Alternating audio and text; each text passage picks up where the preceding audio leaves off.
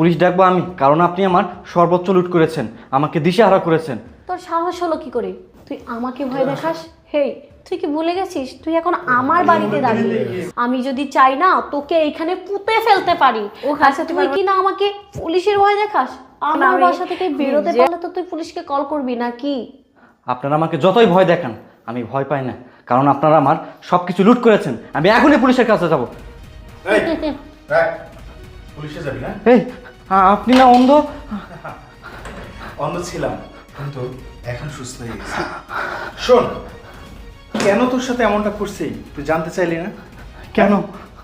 তোদের মতন কিছু অসাধু দুশ্চরিত্র কিছু ডেলিভারি ম্যানদেরকে আমরা টার্গেট করি, তাদের সব কিছু লুটে নেই। বলতে পারিস এটা আমাদের বিজনেস।